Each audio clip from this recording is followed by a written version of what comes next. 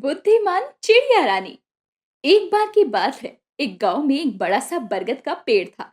वो पेड़ करीब 100 साल पुराना था। वैसे तो उस गांव में बहुत सारे पेड़ थे, लेकिन ये बरगद का पेड़ बहुत सारे पक्षियों का घर था।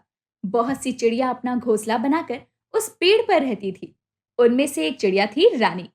रानी एक छोटी सी गोरैया थी। वो दिन भर अपने साथी के साथ इधर उधर दाना ढूंढकर शाम को अपने घोंसले में आकर सो जाती थी।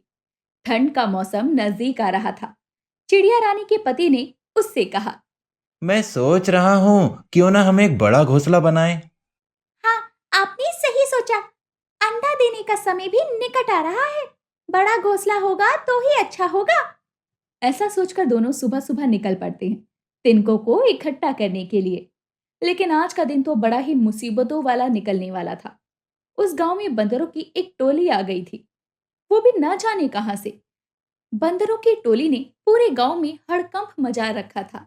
खेतों को नुकसान पहुंचाया करते और घरों में घुसकर खाने पीने के सामान को तहस नहस कर दिया करते। और यही नहीं, पुराने बरगद के पेड़ पर उछल कूद मचाकर सभी चिड़ियाओं के घोंसलों को भी तोड़ दिया करते। शाम को जब सभी चिड़िया बरगद के पेड़ पर आई, तब अपने घोंसले को तहस नहस देखकर दुखी हो गई। ये क्या हो गया? हमारे घोंसलों को किसने इतना नुकसान पहुंचाया? पास ही रहने वाली एक बिल्ली बोली, चिड़िया रानी, ये काम उस बंदरों की टोली का है जो अभी अभी ही हमारे गांव में आए हैं। अच्छा, तो ये तो बहुत ही गलत बात है। भला हमारे घोंसलों को तोड़कर उन्हें क्या मिलेगा? हम सबको उनके पास जाकर सवाल करना चाहिए। चिड़िया रानी की बात से सभी पक्षी सहमत हो जाते हैं और बंदरों के पास उनसे जवाब मांगने जाते हैं। पर बंदरों की टोली तो आई ही उत्पात मचानी थी। सुनो तुम सारे पंछी, उस बरगद के पेड़ को छोड़कर चले जाओ। उस पर अब हम बंदर ही रहेंगे। बंदर जी, वो बरगद का पेड़ हमारा बरसों पुराना आसरा है।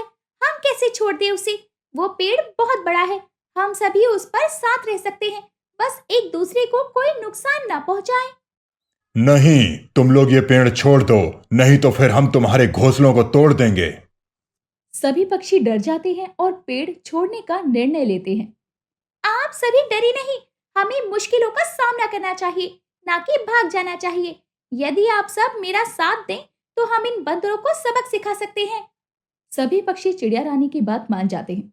अब दूसरे दिन सुबह चिड़िया रानी सभी पक्षियों से कहती है, आज हम अपना घोंसला फिर से बनाएंगे, पर आज आप सभी को बड़े बड़े कांटे भी घोंसले में छुपाने होंगे। ये तय करके सभी तिनकों को इकट्ठा करने और कांटों को इकट्ठा करने निकल पड़ते हैं। कुछ ही देर में सभी अपना घोंसला बड़े बड़े कांटों से बना लेते हैं। शाम होने से पहले बंदरों की टोली बरगद के पेड़ पर आती है और जैसे ही वो बंदर चिड़ियाओं के घोंसले को तोड़ने लगते हैं, सभी की चीख निकल जाती है। बड़े बड़े कांटे जो उन्हें चुभ जाते हैं। पूरी की पूरी टोली अब गांव छोड़कर ही भाग जाती है। तो देखा आपने किस तरह चिड़िया रानी ने अपनी बुद्धिमानी से अपने घर को बचाया। तो दोस्तों, कैसी लगी आपको हमारी कहानी? अगर पसंद आई हो तो लाइक, शेयर और सब्सक्राइब करना ना भूलें और ऐसी ही कहानियों के लिए बने रहें हमारे चैनल पर।